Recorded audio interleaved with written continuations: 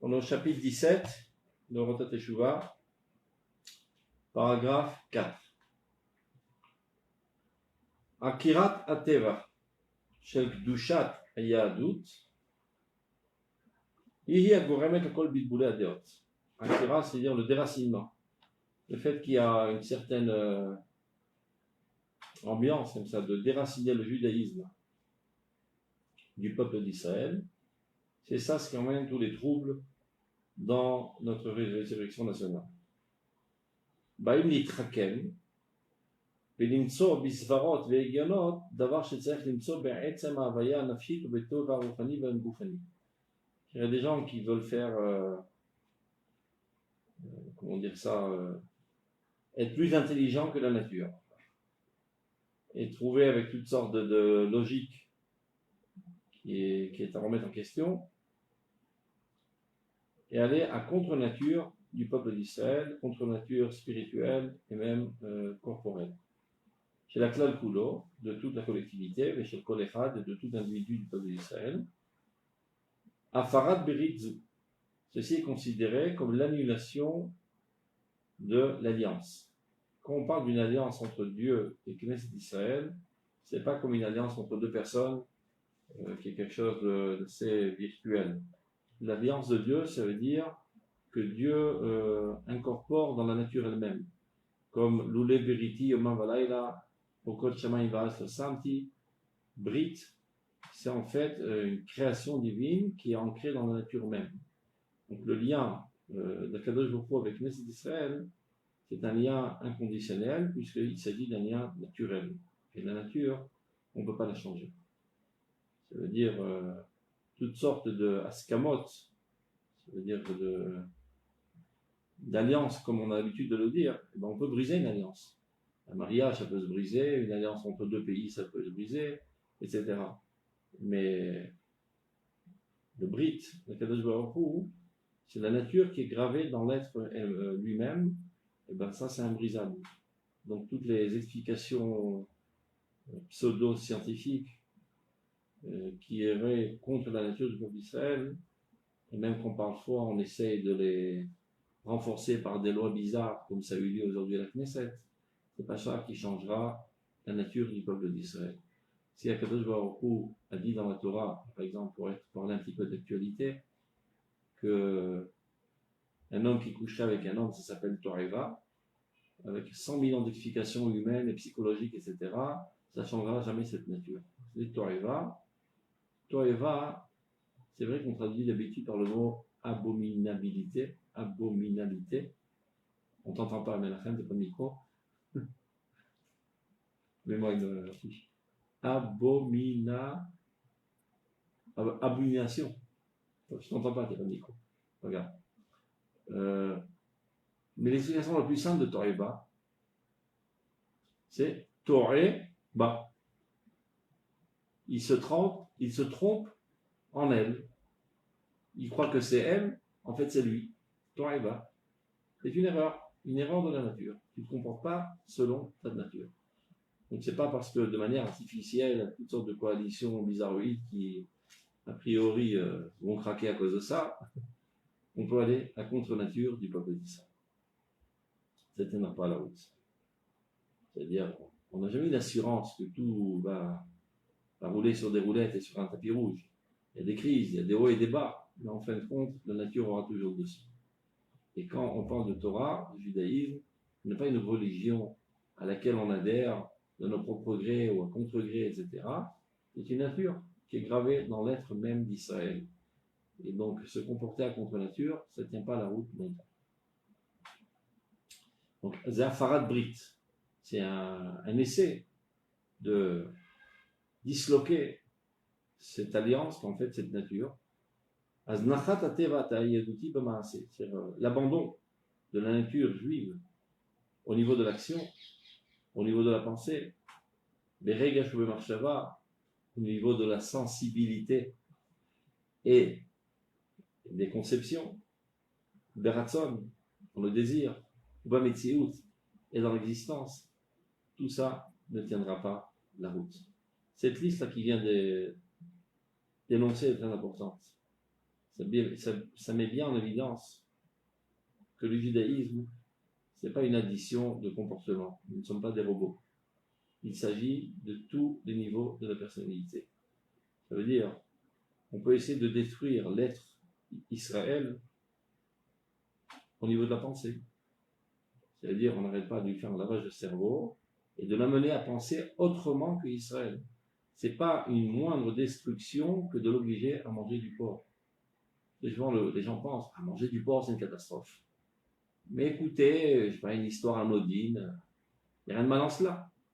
Ben, figure-toi que c'est bien plus mal que de manger du porc. Si manger du porc, ça rentre dans l'intestin, après ça disparaît dans les toilettes. Mais une pensée, elle reste gravée dans ta personnalité, elle continue d'être un des éléments qui composent ta personnalité. Et elle est bien plus destructive de ta personnalité. Donc tous ces essais-là, ces missionnotes, de faire perdre la nature d'Israël au niveau de l'action, au niveau de la pensée, au niveau de la sensibilité. Le peuple d'Israël doit ressentir de cette manière les choses. Par exemple, d'être sensible à la douleur des autres, d'avoir de la charité, d'aimer les autres. Et si on inculque dans la personnalité de l'enfant d'Israël, au contraire, de l'agressivité, de l'égoïsme, etc., de l'égocentrisme, ben ce sont des sensations, des sentiments qui sont contre nature du peuple d'Israël et qui détruisent l'enfant d'Israël. C'est la raison pour laquelle un petit enfant, on lui enseigne d'abord avant tout le chumash. À quoi ça sert? Il n'y a presque pas de mitzvot au début dans le chumash. Mais ça nous enseigne l'hospitalité, l'amour, la bonté de cœur. Ce sont des éléments qui sont les composantes de l'âme d'Israël. Elles se trouvent gravées potentiellement dans l'âme d'Israël. En lisant ces textes, ça les met en effervescence, ça les fait apparaître dans la personnalité au niveau de la conscience. Baratzon aussi, pas toute volonté est une volonté juive. Il y a des volontés qui sont contre nature. Et bien, messieurs, Kitsour, un troufa le méfier brit, kim atshuva la brit. Donc, pour y remédier, pour guérir toutes ces tentatives de détruire cette alliance entre le peuple d'Israël et Kadosh Baruch Hu, eh ben, il faut faire tchouva et ramener à cette alliance, c'est-à-dire ramener à cette nature. C'est-à-dire tout notre souci aujourd'hui doit être comment contrecarrer tous les poisons qui arrivent par différents canaux et qui font de tout pour détruire la nature d'Israël, en sachant par avance qu'il n'y a pas une égalité des forces. C'est Meratim ou Rabin. On est peu en quantité contre des milliards d'ennemis et contre des sommes astronomiques d'argent qui sont investies pour détruire la nature du peuple d'Israël.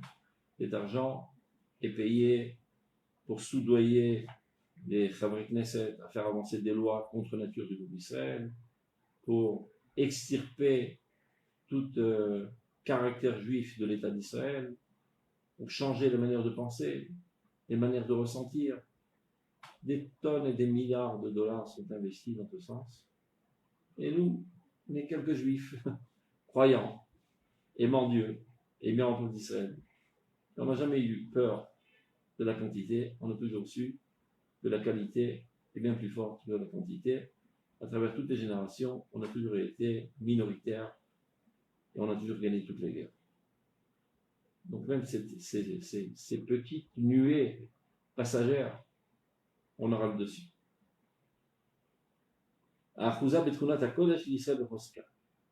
Comment le faire? Si déjà on a parlé de ça, re-rendre le peuple d'Israël sa véritable nature, c'est une piscine qu'on avait déjà étudiée, je vais la lire vite fait. Elle se trouve dans le chapitre 6, ceux qui ont le livre devant les yeux, Perek Vav, Piska Gimel. Chapitre 6, paragraphe 3. Je vais juste lire le début. Il dit la chose suivante. La crainte de la faute, la crainte de fauter, on peut traduire plus exactement la réticence envers la faute, et la nature humaine saine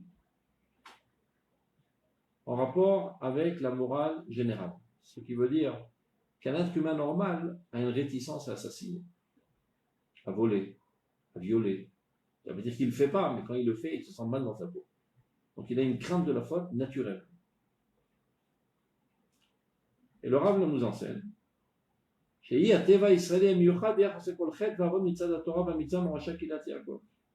s'avère que c'est exactement pareil chez le peuple d'Israël quant à toutes les autres mitzvot. C'est-à-dire de la même manière qu'un être humain normal, sain d'esprit et de corps, ne peut pas tuer. Et s'il le fait, il se sent vraiment dans un état catastrophique.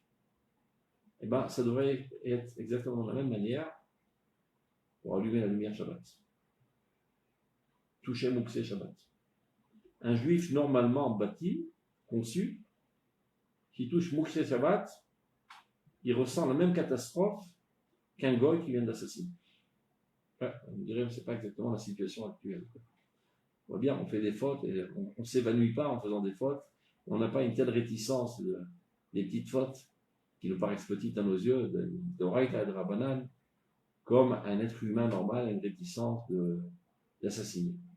La femme, dit le Rav. On a perdu notre nature. On s'est tellement comporté à contre-nature que notre nature est en état latent. Elle est éteinte. Donc, que faut-il faire pour réveiller cette nature? Dit le Rav. Vente vaze choser l'Israël, kim alide Talmud Torah behamon. Talmud Torah legadel talmidei chachamim, et Talmud Torah shel gviut itim la Torah l'amon aracham. Pour faire ressurgir cette nature dans le peuple d'Israël, eh ben, il ne faut pas passer par 4 chemins, pas de solution magique et cosmétique. Il faut tout simplement enseigner la Torah. Et il y a plusieurs genres d'enseignement de la Torah.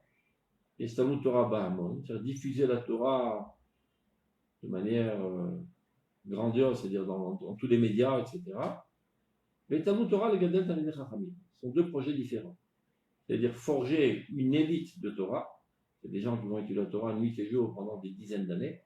Ce sont les géants de la Torah. Et ceux-ci ramènent la nature dans la collectivité du peuple. Et enseigner la Torah en grand pompe un petit peu partout, par des cours, des conférences, sur Internet, et tout ce qu'on peut faire pour faire véhiculer la pensée de la Torah dans le peuple d'Israël. Plus encore, dit le Rav.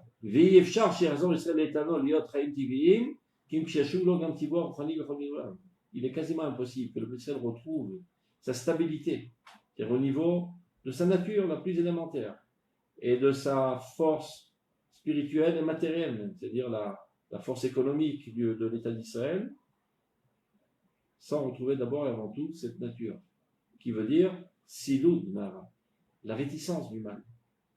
Et l'exigence de faire tchouva de suite si, par mégarde, on a fait une faute. Mais le Rav nous rassure. Lorsque la force de la nation ira grandissante, n'oubliez pas qu'il a écrit ça il y a environ 100 ans, quand ça se propagera dans tous les aspects de la nation, tous ces bouillonnements-là, qui font de tout pour nous faire perdre la raison, se calmeront. Et ça, c'est compréhensible. On a passé 2000 ans de léthargie totale. On était quasiment morts. On revient à la vie, mais toutes les forces de la vie sont en ébullition. Aussi bien les forces positives que les forces négatives. Et donc les forces négatives qui étaient totalement éteintes pendant 2000 ans, maintenant, elles œuvrent très fortement. Il dit le Rav, ça va se stabiliser. Et alors, המכשירים הלאומיים ישבו כולם להתעסק גם כן בדבר העקביות של החזרת הטבעיות המוסרית העמוקה מיוחדת בישראל. On arrivera à une situation où tous les outils nationaux, ça veut dire tous les organes gouvernementaux, etc., se soucieront de re-rendre la nature israélienne telle qu'elle était avant notre exil. Donc, je reviens à notre chapitre. On est à la Piska B. רגשי התשובה בכל הוד יפעתם בכל דרדוכי נפשם היותר עמוקים מוכרחים להיגלות בספרות. On revient à un sujet très central dans le Rav Kook, qui est le sujet de la littérature. Il en parle énormément dans le Rav Kook, il accorde une importance très grande à la littérature. Il explique dans Mamar Ador, ce qui a détruit le peuple d'Israël de manière systématique, c'est la littérature. Et quand il parle de destruction, il dit c'est pas seulement toutes les choses enthousiasmantes, mais c'est les pensées qui sont véhiculées, et il faut se servir du même outil pour contrecarrer cet outil destructif et mettre sur pied des gens qui savent écrire, des gens qui sont remplis de Torah, qui ont pour le ventre tous les fondements de l'Emouna d'Israël, et qui savent transmettre ça de manière littéraire, dans un langage simple, accessible, envoûtant, comme sait le faire l'art de la littérature.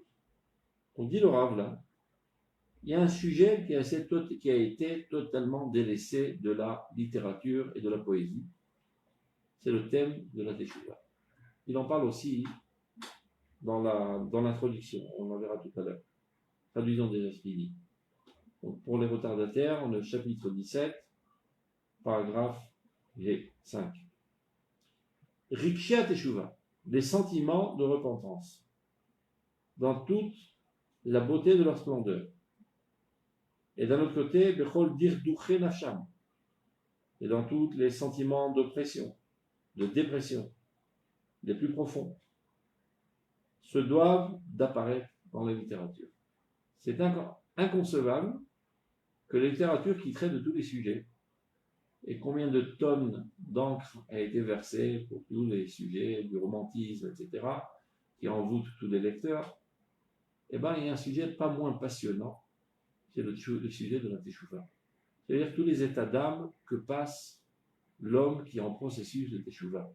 Cette déchirure interne, Oli Mitzri, Oli Miotri, il est attiré par la faute, il est attiré par Dieu, et il comprend que pour se rapprocher de Dieu, il doit renoncer à certains plaisirs, il ne sait pas comment trop s'en sortir.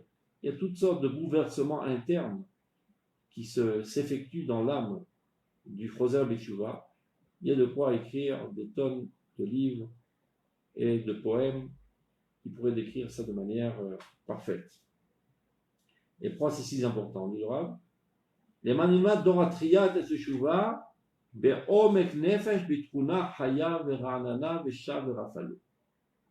Afin que la génération de la résurrection nationale, de notre renaissance, apprenne la Teshuvah en profondeur, dans le plus profond de son âme, mais dans un style vivant et frais. Il ne suffit pas dans notre génération, il ne suffit pas de transmettre des informations et de dire qu'est-ce qui est normal et ce qui est anormal. Il faut aussi enthousiasmer. Un des éléments qui va grandissant dans la génération, c'est l'imagination. Si jusqu'à environ il y a 100 ans, l'imagination n'était pas tellement forte, c'était surtout l'intellect. Les gens qui étaient admirés à l'époque, c'était les gens intelligents, les savants, les philosophes, etc. Et bien, cette dernière génération se caractérise par une mise en évidence, une mise en piédestal, plutôt l'imagination et le sentiment. Et donc, on ne peut pas prendre le cœur de nos générations en parlant de manière sec et dure, intellectuelle et rationnelle. Il faut se servir d'un nouvel outil, qui est la littérature, la poésie, et j'élargis le cinéma, le théâtre, tous les instruments artistiques qui ont une capacité, eux aussi, de forger la personnalité de notre génération. Et on ne peut pas en faire abstraction. Il faut prendre ça en considération et s'en servir. Donc à l'époque du Rav Kook, c'était le début, le bourgeonnement premier de la littérature dans le peuple d'Israël. Ça faisait 2000 ans que le peuple d'Israël n'avait pas écrit, et on commençait à apparaître de nouveaux écrivains juifs après 2000 ans. Il y a toujours eu des écrivains juifs qui n'ont pas écrit la chanson du peuple d'Israël. Ils ont écrit la chanson française, la chanson autrichienne, etc., la poésie des autres peuples. Voilà que le peuple d'Israël commence à renaître, Et les poètes, les artistes commencent à exprimer les sentiments quant à la Renaissance. Et bien, on ne peut pas passer dessus et ne pas se servir aussi de cet outil. Il ressent un manque très fort de ça, Rav Kook. On va juste retourner 2 minutes à l'introduction, si déjà on termine le livre. Pour boucler, on reprend la première page de l'introduction. Il dit la chose suivante. Dans le deuxième paragraphe de l'introduction, il dit la chose suivante. Je ressens toujours le besoin de ne parler que d'elle, de la Tchouva.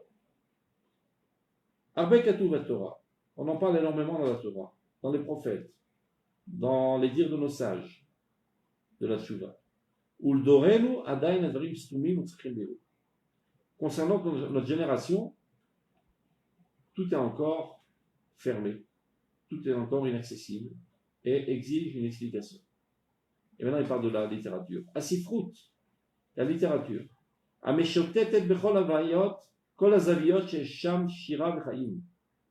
a tendance à s'intéresser à toutes les choses dans lesquelles il y a de la poésie, de la vie, du mouvement. N'a pas commencé encore à pénétrer ce trésor de vie merveilleux qui est le trésor de la Teshuvah. C'est-à-dire qu'elle ne porte aucun intérêt, elle n'est même pas au courant qu'il y a de quoi chanter et écrire et poétiser dans ce domaine. Otsar Teshuvah. Elle n'a même pas commencé à s'y intéresser. La date est Trunato Verko, essayer de comprendre quel est le caractère, les sentiments de celui qui fait Teshuvah.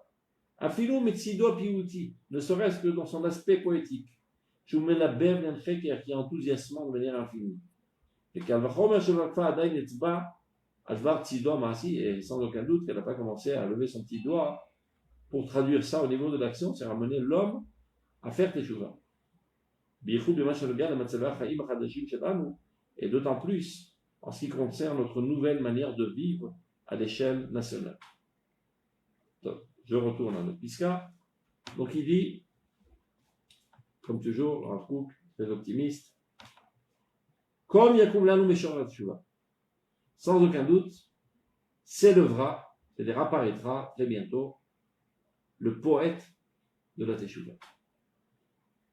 Shouye Meshorer Achaim, qui sera le poète de la vie, Meshorer Atria, le poète de la Renaissance, Meshorera Shel Neshama Elohimit Haolechet Ligael, le poète de l'âme nationale qui va vers sa rédemption et par l'intermédiaire de laquelle arrivera la rédemption de l'humanité entière. Je vais juste vous dire, à la fin du livre, il y a tout un leket de poèmes de Rav Kook qui parle de la Teshuvah. Parce que Rav Kook était aussi un poète, il a écrit tout un livre de poésie. Et là, ils ont récolté quelques-uns. Alors, je vais juste vous lire celui qui parle d'Afka du poète de la Teshuvah. C'est pas très long, c'est quelques lignes. Et le poème s'appelle Lim Shorer la Teshuvah. Je m'adresse au poète de la Teshuvah. Ceux qui ont cette édition, la jaune, c'est la page Kouf Mem Dalet. 144. Alors il s'adresse à lui, comme si il était devant lui. Meshorer la Teshuvah, Anola Takva, cher poète de la Teshuvah, es-tu déjà né? Vimbashi Hakim Odena Tsura Shama Nishmatra, et si ton âme est encore dans les cieux, Bitzror Chaim, attaché à la vie éternelle, Mehera Reda Veorer Kinorecha, empresse-toi de descendre parmi nous et d'éveiller ton violon. Ishme'u kol dak elev, afin que tous les opprimés, que tous les dépressifs, Yazinu kol arle ruach, que tous les incirconcis de l'esprit t'écoutent, écoute les hemiyat nevalecha, le bourdonnement de ton arc. Veshavu vechayu, et ils feront teshuvah et retrouveront la vie. Donc, qui c'est ce poète de la Tchouva? Eh bien, c'est lui-même. Le Rav Kook ne parle pas de la Teshuvah. Le Rav Kook est la bouche de la Teshuvah. C'est la Teshuvah elle-même qui parle à travers lui. D'ailleurs, il y a un article de son fils, le Rav Souda, qui veut décrire qui était son papa, qui était le Rav Kook. Il appelle cet article Teshuvah Tador. Le Rav Kook était lui-même la Teshuvah de la génération. Il veut dire par là que tous les rabbins, à travers toutes les générations, ont parlé de la Teshuvah, ont décrit la Teshuvah, ont essayé d'exprimer ce que eux ressentent lorsque la Teshuvah les touche. Ça veut dire que c'est une expression de leur subjectif. Alors que le Rav Kook est la Teshuvah elle-même. Il est le porte-parole de la Teshuvah. La Teshuvah a trouvé son expression optimale à travers la personnalité du Rav Kook. Et comme il le dit dans son introduction, aujourd'hui on n'arrête pas de se balader parce qu'on boucle le livre, donc on va du début à la fin pour voir que tout est cohérent. Au début, dans son introduction, il dit la chose suivante. Ça fait bien longtemps que je suis en lutte interne et un vent très fort me pousse. Les daber al-var teshuvah. De parler du sujet de la teshuvah. Toutes mes pensées sont concentrées en elle. Il est vrai que la teshuvah réalise la plus grande partie de la Torah et de la vie. Sur elle sont fondés tous les espoirs individuels et collectifs. C'est une mitzvah de Dieu qui d'un côté est la plus facile parce qu'il suffit d'y penser et c'est qui a fait teshuvah. Ou mitzvah d'echad, d'un autre côté elle est la plus difficile, il n'y a qu'à voir que la plupart n'ont pas fait teshuvah encore. Donc je saute ce qu'on a lu tout à l'heure, troisième paragraphe. Je me sens poussé de mon antériorité à parler de la teshuvah. Et d'un autre côté, il y a une islam batzmi marshapti. Je ressens une réticence très forte de cette pensée. Suis-je moi digne de parler de la teshuvah? Les plus grands de toutes les générations ont écrit des livres concernant la teshuvah. Anevim, les prophètes, Achachamim, les sages, Ayeter Torim, les plus purs, Achasedim, Ayeter Gdolim, les plus zélés dans le service de Dieu. Comment oserais-je me tenir parmi eux, moi qui ai un moins que rien?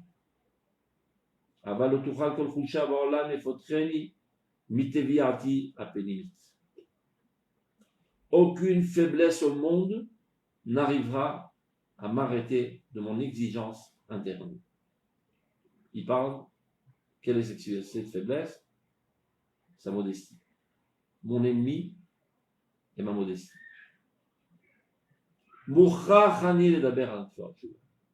Je suis obligé de parler de la teshuvah. Et spécifiquement dans ses aspects littéraires et au niveau de l'action. Afin que notre génération soit capable d'y avoir emprise. Car tous les livres qui ont été écrits jusqu'à présent ne sont pas adéquats au langage de notre génération. Donc je suis obligé de le faire. Personne ne pourra m'arrêter, aucun barrage, aucun être humain dans ce monde, et ni même moi-même. Je ne pourrais me mettre moi-même un barrage par ma modestie psoula, une fausse modestie, qui en fait est Yetzirah de l'humanité entière. Si je me tais. Ou l'akshamata b'chaim pour amener l'humanité à la concrétisation de la teshuvah. Bechaya prat ou bechaya aussi bien à l'échelle individuelle que collective. Donc quand il parle de ce poète de la teshuvah, comme pas mal de piscotes où le Rav Kook décrit toutes sortes d'événements spirituels très très hauts, de manière consciente ou inconsciente ou subconsciente, j'en sais rien, ce sont des piscotes autobiographiques. Je ne sais pas comment on dit ça en français, autobiographiques. Donc, dernier piska, si on va terminer. Inenu mitakvim bederech ha'ashlama v'inenu mefagrim ba mipnei harada yetera she'inenu margishim b'nefesh b'et asher rayon teshuvah over lefanenu. Ce qui nous empêche de nous parfaire, dit le Rav, et qu'on retarde, on a pris du retard, c'est à cause de la peur. Une peur exagérée que nous ressentons dans la profondeur de notre âme dès que la pensée de la tchouva passe devant nous. On pense tchouva, on en a trouvé. Et c'est pour ça qu'on ne fait pas de tchouva.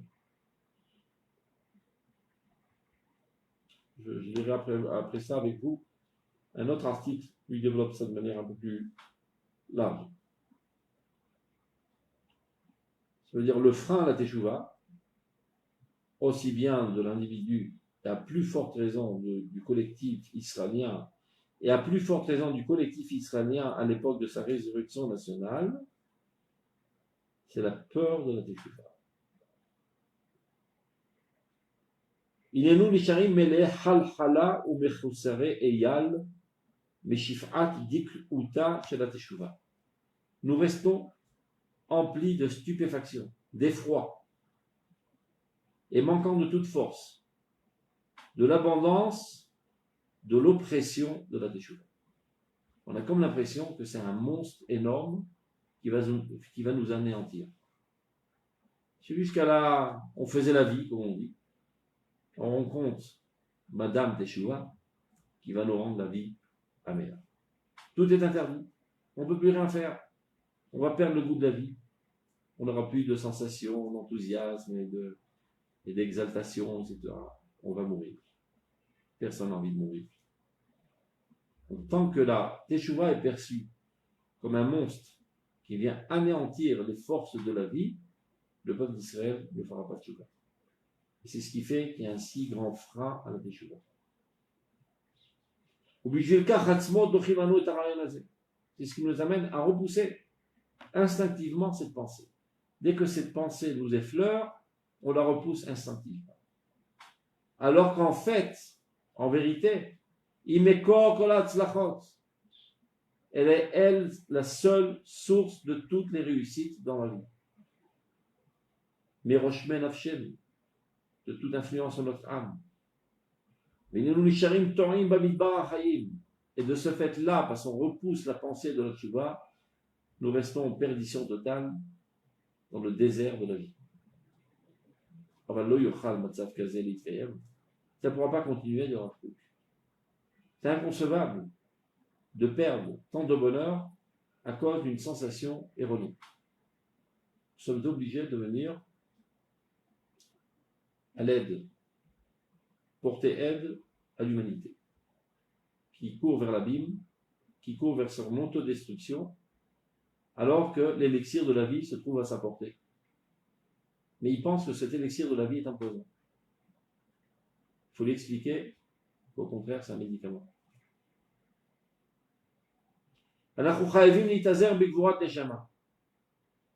Nous sommes obligés de nous ceindre d'un courage d'âme, bekocha shel shirat teshuva, avec la force de la chanson de la teshuva. Transformer la teshuva qui paraît comme un poison de mort, au contraire, comme une chanson, comme un poème, comme quelque chose d'exaltant, de revivifiant. Toute la tristesse qu'on a l'impression de voir dans la teshuva doit se renverser en un chant empli de fraîcheur. Amechaya, meodedet, qui fait vivre, qui encourage, qui console, qui guérit. Va si elle a nous à teshuva. Lorsqu'on réussira à le faire, et c'est ça le rôle que l'Rav Kook a pris sur ses épaules, d'inverser les conceptions. C'est de ça qu'il parle dans son introduction.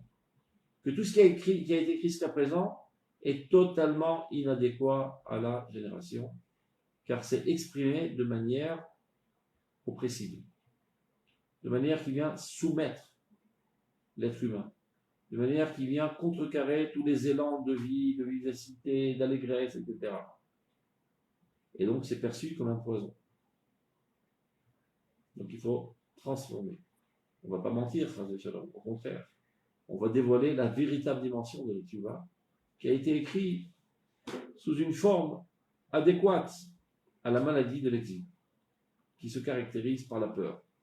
Donc de toute manière, on a peur, et ben même pour t'amener à faire cela, on va te faire peur. C'était le seul outil qui était en main à l'époque pour faire bouger les gens. La menace, la peur.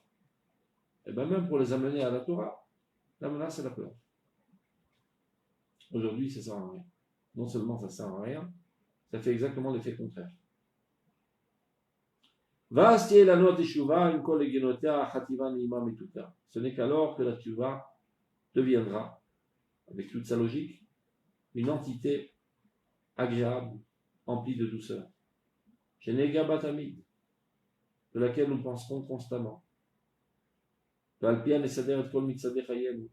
Et selon elle, nous ordonnerons la démarche de notre vie. Les tavaténo pratique, pour notre bien individuel comme collectif. Dans ce monde-ci, dans le monde à venir.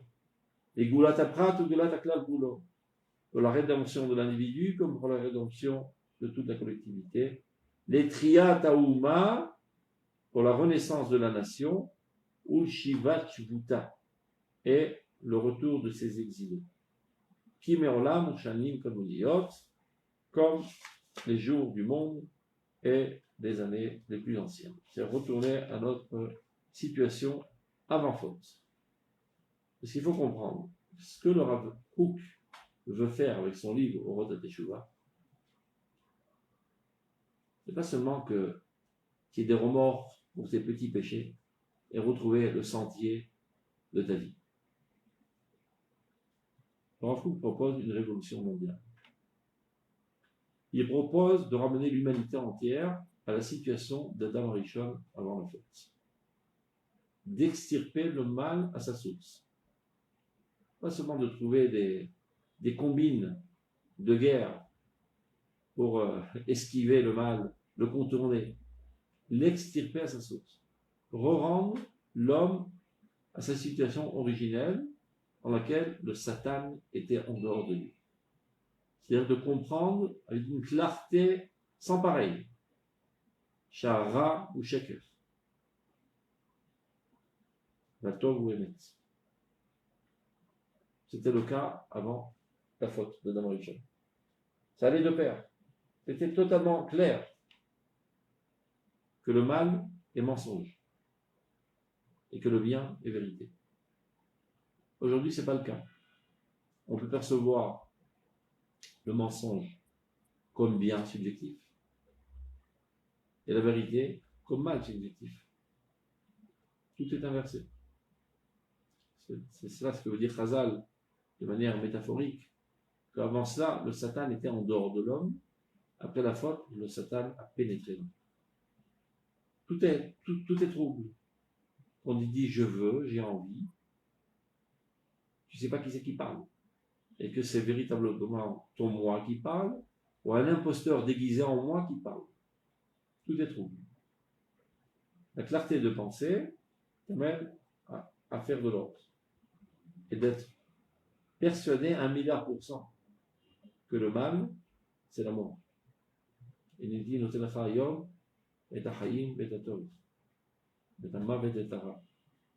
mal, c'est la mort. Le bien, c'est la vie.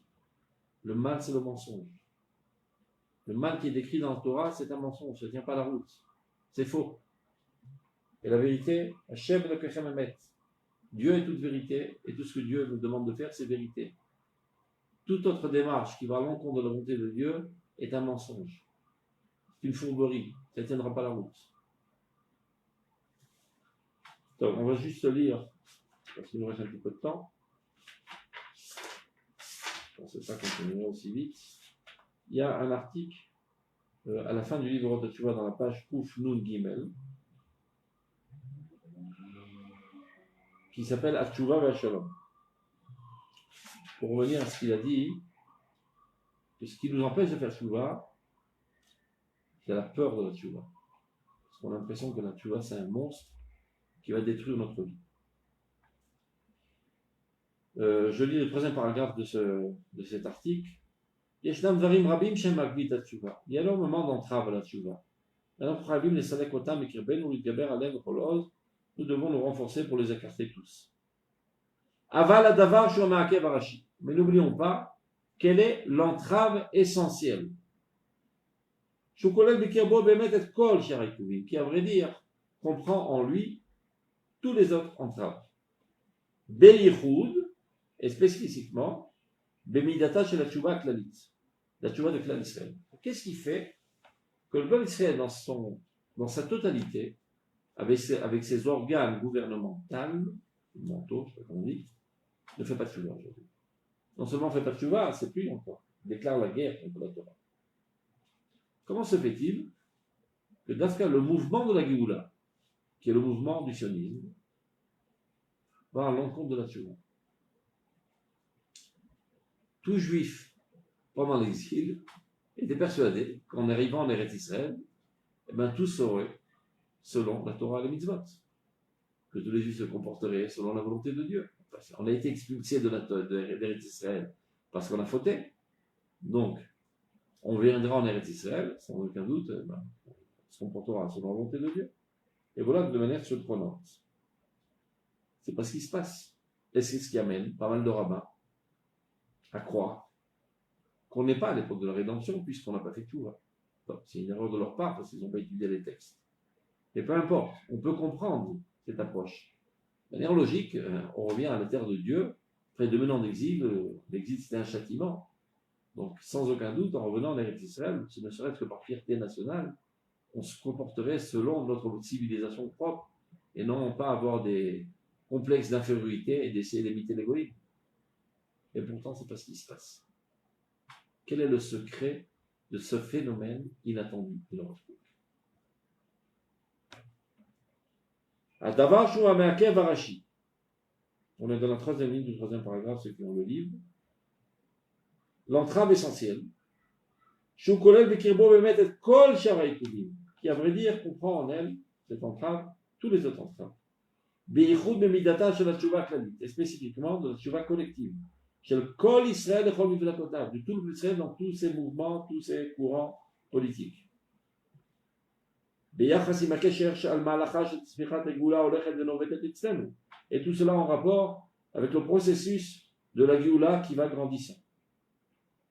Ou, donc quelle est l'entrave essentielle? Ou Moussag Shel Tzio al-Tchouva. Le concept de la Tchouva. Comment les Juifs conçoivent la Teshuvah aujourd'hui? Amekushar Shelo al-Piemet, qui est lié de façon ironique. Rakim Dildul Nefesh, un appauvrissement de l'âme. Tout Juif aujourd'hui, tu lui dis Teshuvah, il voit noir. Tarte Mashma, il voit noir. Tu lui dis religieux, il voit noir.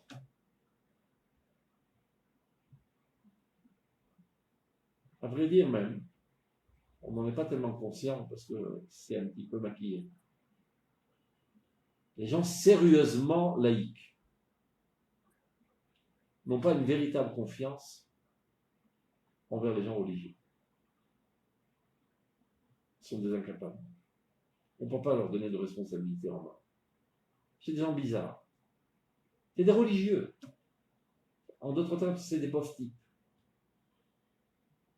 On ne peut pas leur faire confiance.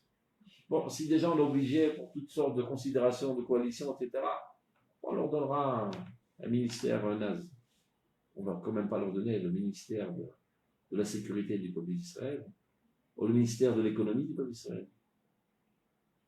On leur donnera le ministère de la religion, à l'époque de la santé, parce qu'on pensait que ce n'était pas tellement important, jusqu'à que la corona est arrivée et on s'est empressé d'emballer le religieux.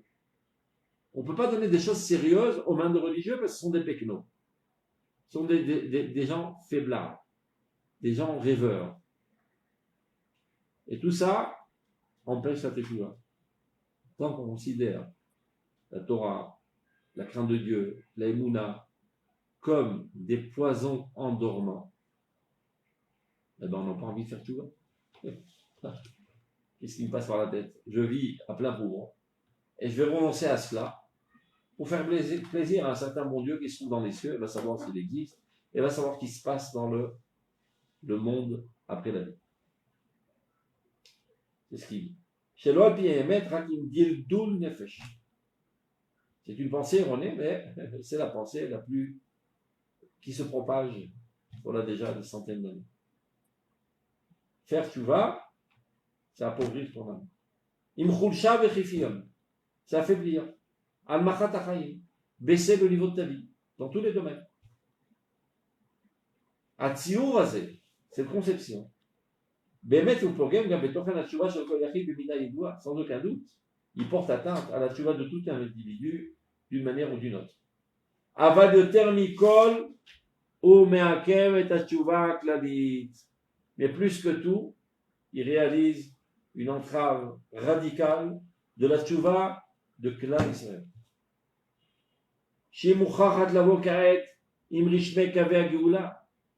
Et cette collectivité du peuple d'Israël aujourd'hui s'occupe de la Géoula, est en entreprise de la renaissance, de ressusciter le peuple, de ressusciter toutes les forces endormies. Qui exige une force intense. Mais les Chaim, il y a un désir profond d'être arrosé de la rosée de la vie. C'est l'Itzira Tsuma d'une créativité extraordinaire, mais chez le Rananout d'une fraîcheur incomparable. C'est ce qui caractérise notre génération, c'est le retour à la vie de manière totale, pleine, extraordinaire. Donc il est évident que tout signe le plus faible qui viendrait réaliser une entrave à cette démarche, on le détruit de suite. Il réalise un ennemi à la résurrection du peuple d'Israël. Donc ça ne sert à rien de faire tchouva à un tel et un tel et un tel et un tel. Il y a des gens qui pensent. Arrêtez vos beaux discours, vos belles paroles. C'est une question de quantité. Il y a 6 millions de juifs en Eretz Israël. On va taper à toutes les portes. On va téléphoner à tout le monde. Et d'une manière ou d'une autre, on va les convaincre à faire tchouva et on va gagner la guerre. Vous vous bourrez sur toute la ligne. Ça ne prendra pas. Parce que le même vent de Kfira, qui a fait tomber des millions de juifs dans son filet, il existe toujours. Tant que tu n'arrives pas à le démanteler à sa source, il existera toujours. Il fera retomber tous les gens à qui tu as fait tchouva. Tu les as amenés d'une certaine manière à faire tchouva, je ne sais pas, en les appelant, en leur proposant toutes sortes de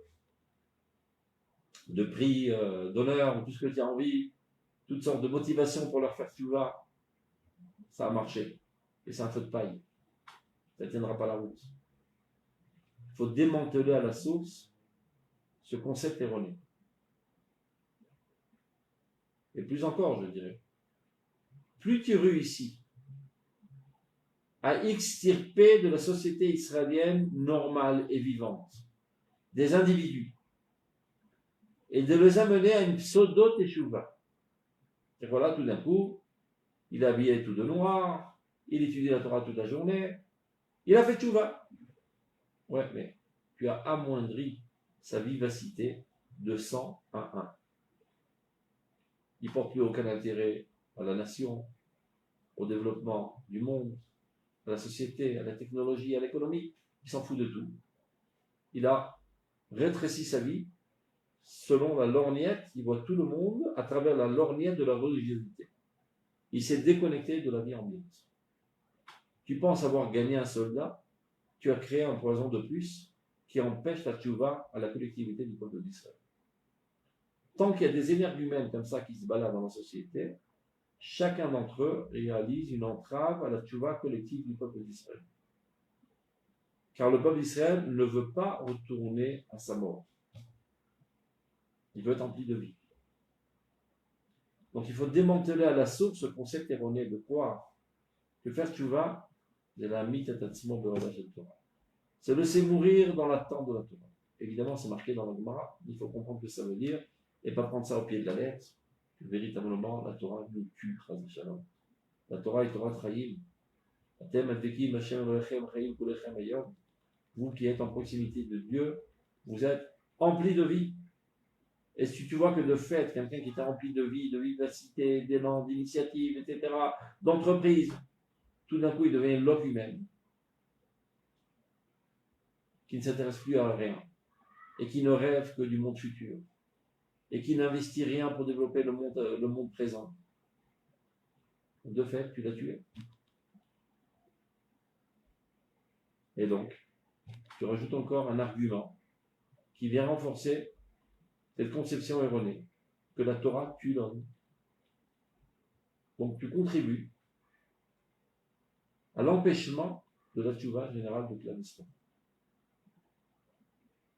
C'est ce qu'il dit le Rav. Bijilkach anachnu chayavim. Nous sommes obligés, les galotes et tarazazé, de dévoiler ce secret.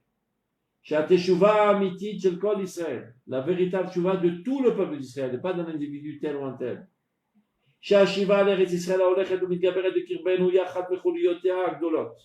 Et qu'il soit dit en passant que le retour à Eretz Israël qui va grandissant parmi nous est un de ces maillons de cette tchouva grandiose.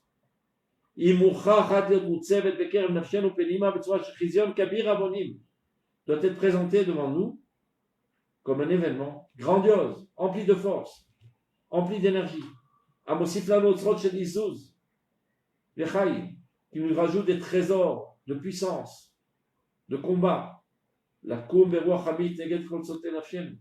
une force qui va nous donner la possibilité de lutter contre tous nos ennemis. Et d'insuffler en nous un esprit de créativité. Plus il y a de teshuva, plus il y a de force de vie, plus il y a de créativité. C'est ça l'équation qu'il faut construire aujourd'hui.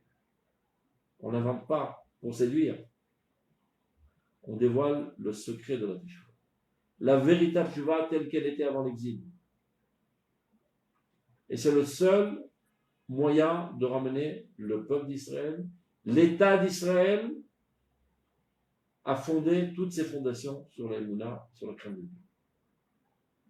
Tout forcing par coalition ne fait que renforcer l'antithèse de la teshuva.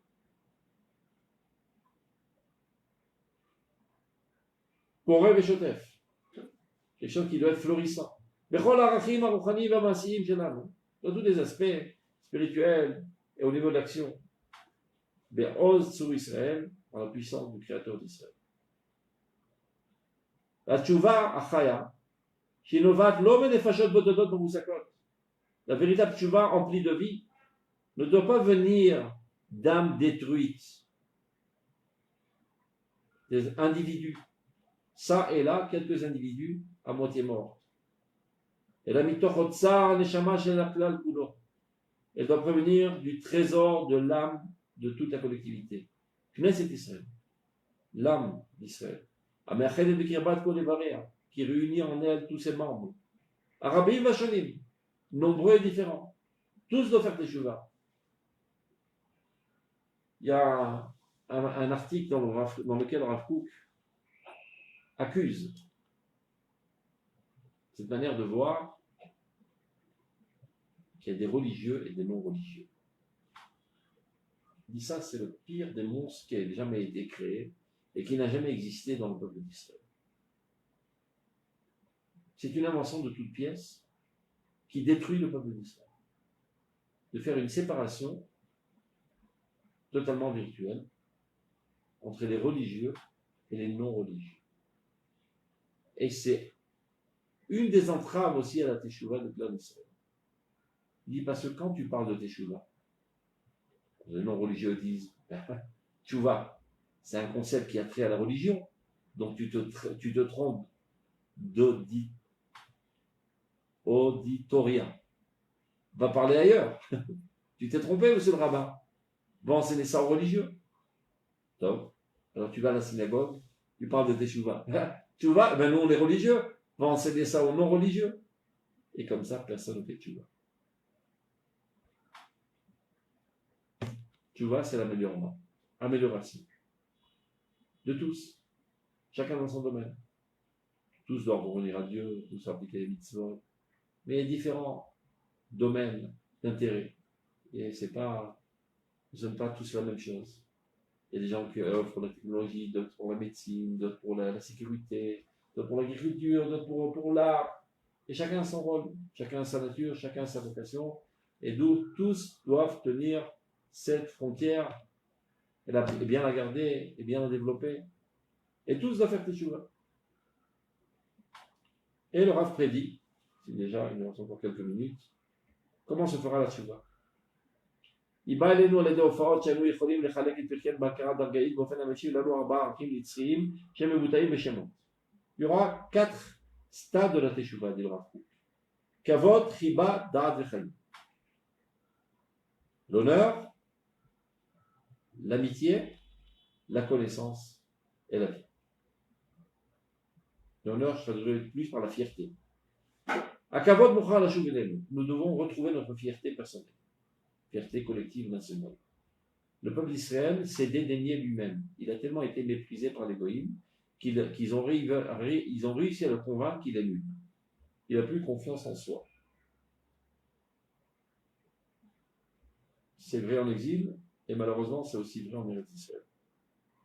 Des fois les juifs ils disent, il ne faut pas travailler avec les juifs, c'est tous des magouilleurs. Il vaut mieux travailler avec les goïms, en exil. Et ici en Eretz Israël, mais ça c'est un produit qui vient de Chutz Laaretz. Tout ce qui vient des juifs c'est naze.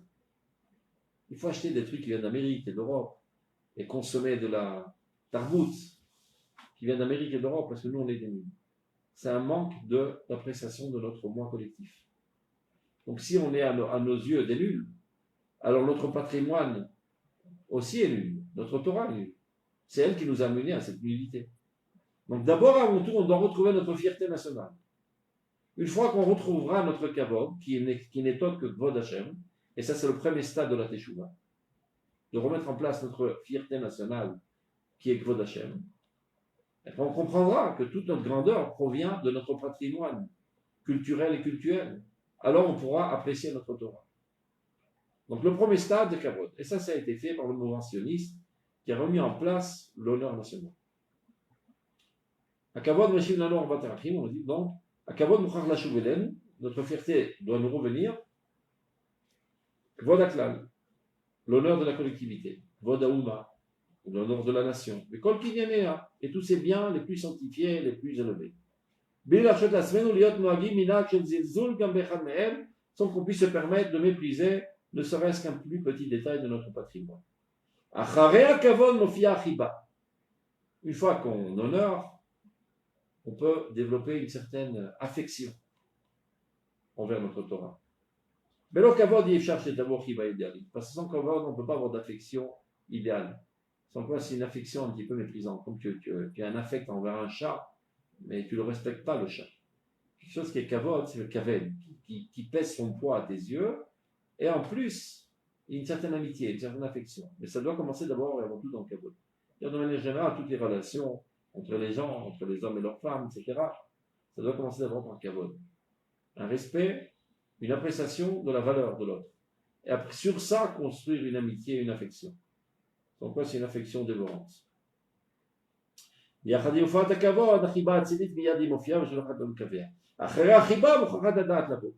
Une fois qu'on est rempli de fierté envers nous-mêmes et de la même empli de fierté et d'honneur envers la Torah, ceci a développé une certaine affection, le temps est arrivé à éveiller notre curiosité.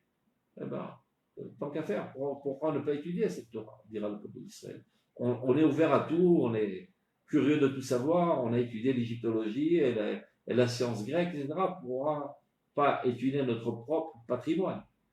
J'ai aucune intention d'être religieux, mais ne serait-ce que par amour propre national, d'aller ouvrir la bibliothèque juive. Et ça va éloigner, renvoyer toute la méconnaissance qu'il y a. Et ceci amènera à une étude. sachez que ça existe déjà. Il y a énormément de chougim aujourd'hui qui sont non religieux et qui étudient la bibliothèque juive sans l'interprétation religieuse. Ce n'est pas eux qui vont nous expliquer, on est assez grand pour comprendre tout seul. Vous voyez ce qui se passe dans tous les médias, à la veille de Shavuot, vous allez voir énormément d'endroits où on fait l'El Shavuot dans des milieux non religieux.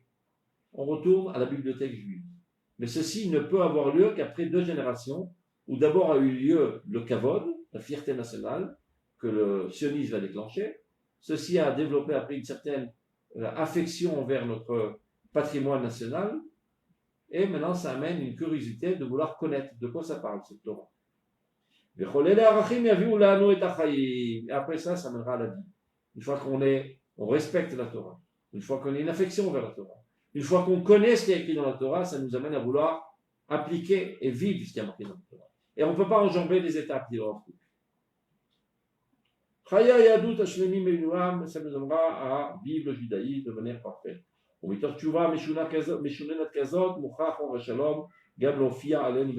ceci amènera la paix entre tous les différents mouvements.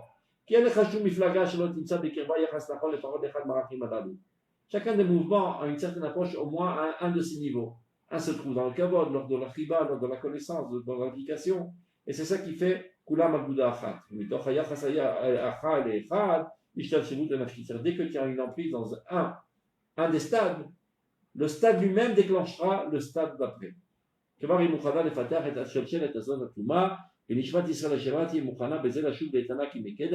c'est ça ce qui amènera tout le peuple d'Israël à cette situation antique. Écoutez bien, mes chers frères. Mettez cette clé d'or qui est Maftecha Shalageoula, la clé de la rédemption véritable, à Teshuvah.